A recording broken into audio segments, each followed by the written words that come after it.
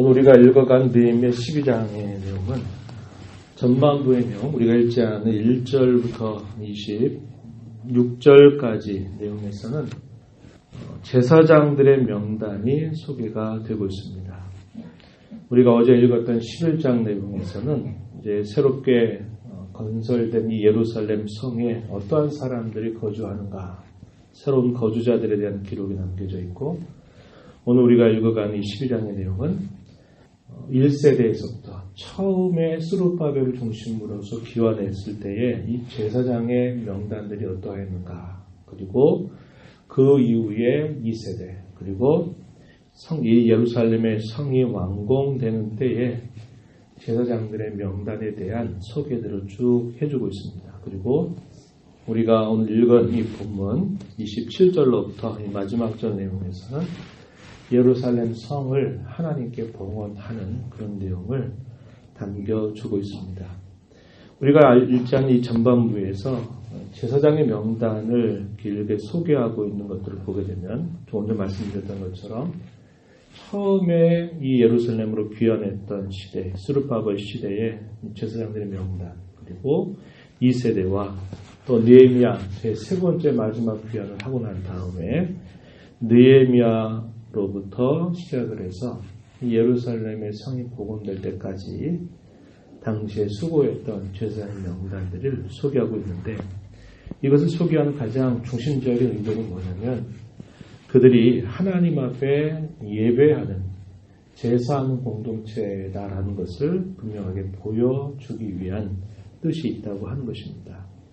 그들이 성전을 와서 재건을 하고 그 다음에 오랜 시간이 지나서 이 예루살렘 성 완공을 했을 때 가장 중요한 의도는 그들은 거룩한 하나님의 백성으로 하나님 앞에 예배하는 삶을 잘 회복하는 데 있었다라고 하는 것입니다.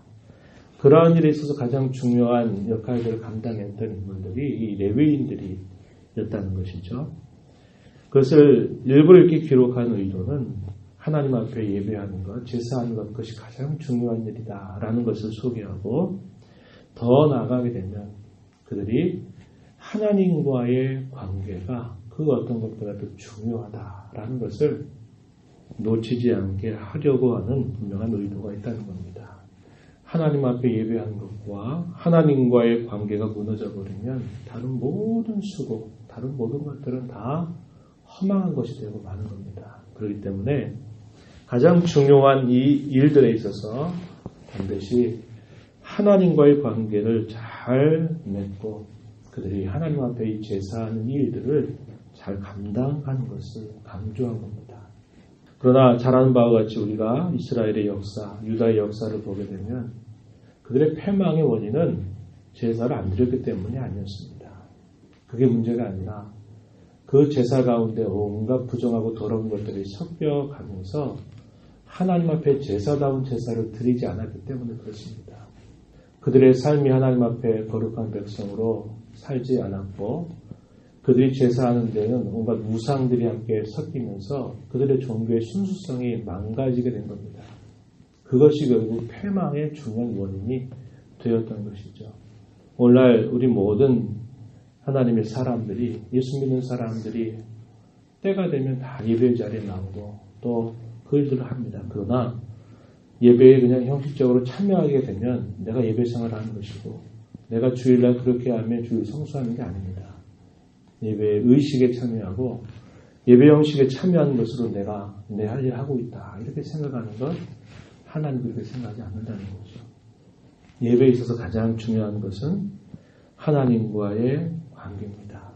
그분이 말씀하시는 것을 마음의 귀를 열고 듣고 그 하시는 말씀에 예민하게 반응할 줄 아는 그런 삶을 살아갈 때 그것이 진정한 신앙생활의 기본이다. 이게 무너지면 다른 모든 것들, 다 그것들은 헛된 것이라는 겁니다. 이것이 회복이 안 되고 교회 봉사 많이 하고 교회 가운데 이런저런 역할들 감당한다? 의미 없는 것입니다.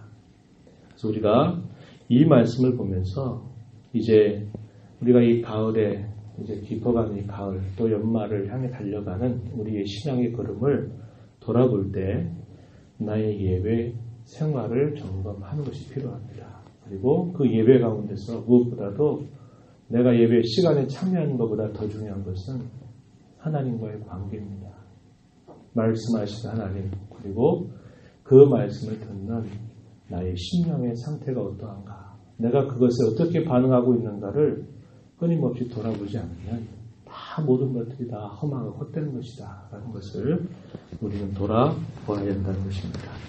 그리고 우리가 읽은 27절로부터 43절 내용에서는 예루살렘 성 봉헌식이 표현이 되어 있습니다.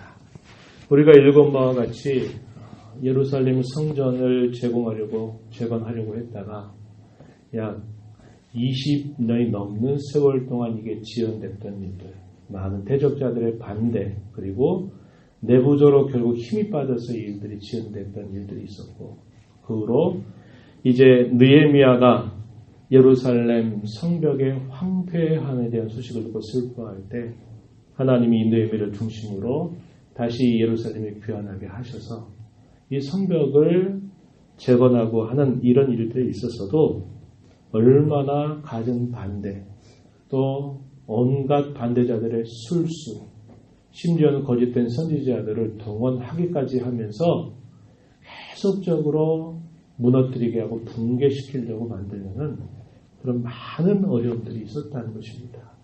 그러나 그때마다 하나님께서 이 느헤미야의 마음을 붙잡아 주셨고 백성들의 마음을 돌봐 주셔서 한쪽에는 일하는 쟁기를 잡고 한쪽에는 무기를 들면서까지, 그리고 그들이 심지어는 옷도 벗지 아니한 채 이 성벽을 재건하는 중에 일하다가 잠이 들고 하는 그런 갖은 수고들을 다 하면서 52일 만에 예루살렘 성을 완공하게 되는 겁니다. 그리고 난 다음에 그 모든 일들을 생각해 보니까 그들이 얼마나 많은 갖은 수고를 다 했습니까? 그러나 그 모든 일들 속에 하나님의 손길이 언제나 자신들과 함께 있음을 생각해 보면서 그 예루살렘의 성을 봉헌하는 그들 마음속에 기쁨이 가득한 것입니다. 이 모든 일들 가운데 하나님이 우리를 도우셔서 이 일들이 이렇게 완공이 될 수 있었습니다 하면서 하나님의 은혜에 대한 감사와 찬송으로 이 봉헌식이 거행되고 있는 것을 우리가 볼 수 있다라고 하는 것입니다. 우리가 사실상 많은 그런 실수들을 하는 게 뭐냐면, 일을 할 때는 또 어떤 일들을 감당할 때는 주의 도우심이 힘이고 하면서도 막상 그 일들이 마무리가 되고 나면 뭐가 빠져버립니까? 하나님이 하셨다라는 것을 잊어버리는 것이죠.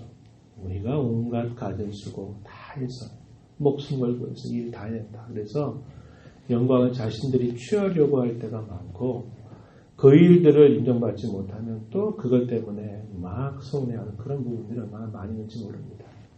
그러나 당시 이 백성들은 그 모든 일들이 하나님께서 베푸시는 일인 줄 알고 온 성에 감사의 찬송 소리가 울려 퍼지게 하는 그런 봉헌식을 하나님 앞에 드리게 되는 것입니다.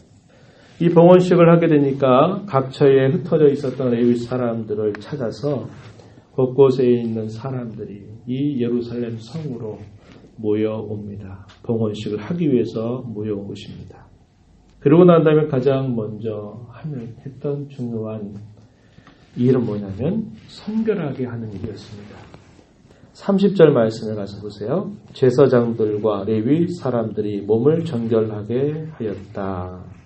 뿐만 아니라 백성 그리고 성문과 성벽을 정결하게 하였다. 이렇게 말합니다. 그들이 봉헌식을 하면서 가장 먼저 했던 일들은 자신들을 정결하게 하는 일을 했다는 것이죠. 제사장들은 자신들의 몸을 정결하게 했고, 백성들과 그리고 완공된 그 예루살렘 성의 성벽과 문을 깨끗하게 씻어낸 것입니다. 무엇을 뜻할까요? 거룩함을 그들이 무엇보다 추구했다라고 하는 것입니다.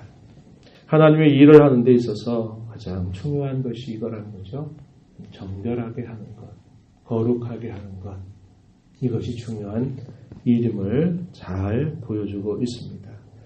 그리고 난 다음에 이 백성들을 크게 두 떼로 나누어서 큰 무리로 둘로 나누어 가지고 한쪽에는 에스라를 중심으로 해서 또 한쪽은 느헤미야를 중심으로 해서 나팔 들고 악기를 들고서 백성들의 반이 그 성을 한 바퀴를 서로 도는 겁니다. 돌면서 뭐 있을까요? 온 성에 찬송 소리가 울려 퍼지도록 나팔을 불면서 감사 찬양하면서 백성들이 두 떼로 나누어서 이 성벽을 예루살렘 성을 돌면서 하나님께 찬양하며 영광을 돌리는 그들의 모습이 표현되어 있습니다. 43절 한번 가서 보십시오. 43절 말씀에 보면 뭐라고 말하냐면 이날에 무리가 큰 제사를 드리고 심히 즐거워하였으니 이는 하나님이 크게 즐거워하게 하셨습니다. 여기서 즐거워하는 거, 기뻐하는 거 누가 주신 겁니까? 하나님께서 주신 즐거움, 하나님께서 주신 기쁨이었습니다. 왜 그럴까요? 하나님이 그 봉헌식을 기쁘게 받으셨다는 겁니다. 백성들은 하나님의 은혜에 대한 감사로 모든 영광을 하나님께 올려드렸고 하나님은 그들의 이러한 봉헌식을 기뻐 받으시면서 그 백성들의 마음속에 주시는 그런 즐거움과 기쁨이 매우 컸다는 것입니다. 그래서 부녀와 어린아이들도 함께 즐거워하면서 예루살렘 성 전체가 즐거워하는 기쁨이 가득한 그러한 소리가 들리게 된 것입니다. 사도행전의 역사를 보게 되면은 사도들이 박해 가운데 복음을 전하죠. 그 박해 가운데 복음을 받는 이들이 그 복음을 받는 기쁨과 즐거움 때문에 이 예루살렘의 백성들의 그 친송 소리가 울려 퍼지는 그런 일들이 나타났음을 우리가 기억합니다. 이것은 하나님께서 주신 기쁨이었고 하나님을 향한 올바른 그런 태도와 마음에서 하나님께 영광을 돌렸던 결과로 주어지는 온 성이 울려 퍼지는 기쁨의 소리였다고 하는 것입니다. 교회 가운데서 이런저런 일들을 감당할 때 이런 열매가 나타난다면 이것은 하나님께도 영광이고 모두에게도 기쁨이 되는 것이죠. 어떤 일들을 하고 나서 그 일들 속에 기쁨의 결과가 남고 하나님께 영광을 돌리는 일들이 남아야 될 텐데 그런 것들이 남지 않고 그저 자기의 행한 바가 나타나게 된다면 그런 것은 참 옳지 못한 일이 되고 만다라는 것을 우리는 알게 되는 것입니다. 우리가 살고 있는 이 시대는 과거에서부터 앞으로 다음 세대의 가교 역할을 하는 그런 사람들임을 우리는 잊지 말아야 합니다. 과거의 신앙의 걸음들 그리고 우리가 오늘 살아가는 우리의 걸음이 내일의 우리 다음 세대의 신앙과 연결시켜주는 가교 역할을 하는 것을 우리가 꼭 기억하면서 우리에게 주어져 있는 그 책임, 그 역할 오늘 우리가 잘 감당하지 않으면 안 된다는 것입니다. 그게 뭘까요? 좀 신앙의 본을 만들어가는 겁니다. 신앙생활은 이렇게 하는 것이다 라는 것을 보여주는 겁니다. 말로만이 아니라 우리의 다음 세대가 앞선 세대를 보면서 하나님은 저렇게 예비하는구나. 저렇게 하나님을 섬기는구나. 교회 가운데서 어떤 일들을 감당할 때는 저런 태도와 마음을 가지고 해야 되는구나. 그것을 본을 만들어가야 됩니다. 그게 우리에게 주어진 책임이에요. 각 시대에 주어진 모든 하나님의 사람들에게 주어진 책임은 그런 가교 역할이라는 겁니다. 제사장의 명단들을 과거에서부터 현재까지 쭉 소개하는 그 뜻에는 자신의 시대 가운데서 감당해야 할 몫이 있다는 것을 보여주고 그걸 잘 감당해야 우리의 신앙의 다음 세대가 그것을 이어받아서 또 신앙을 계승하고 또 신앙을 발전시키는 일들이 된다는 것이죠. 오늘 우리의 걸음을 돌아보아야 합니다. 나는 어떠한 역할들을 지금 하고 있는가 하는 것을 돌아봐야 됩니다. 가정에서 어떠한지, 교회 가운데서 어떠한지를 잘 돌아보아서 고쳐야 될 것 빨리 고쳐야 될 것이고 우리가 잘 만들어가야 될 것들은 힘을 모아서 잘 만들어가는 그런 자세를 가져야 할 것입니다. 어떠한 일들을 하든지 그 일의 결과 끝에서 하나님께 영광이 되게 하는 일, 그러므로 말미암아 모두가 함께 기뻐하는 그런 열매를 맺어가는 일에 우리가 집중하면서 교회 가운데 주어진 일들, 또 우리의 직분과 역할에 합당한 일들을 신중하게 잘 감당해가는 우리 모두가 되기를 진심으로 바랍니다. 하나님 아버지 감사합니다. 오늘도 주님의 말씀을 듣는 자로 또 이 하루 이 한 주간을 살아가게 해주셔서 감사드립니다. 과거의 신앙의 모습을 돌아보고 또 우리의 오늘의 신앙의 걸음이 내일의 다음 세대의 가교 역할이라고 하는 것을 잘 기억해서 오늘 우리가 내가 감당해야 될 책임과 역할이 무엇인가를 언제나 주 앞에 생각해서 좋은 그런 선례를 남기고 좋은 본을 만들어가는 귀한 신앙의 걸음이 되도록 인도하여 주시옵소서.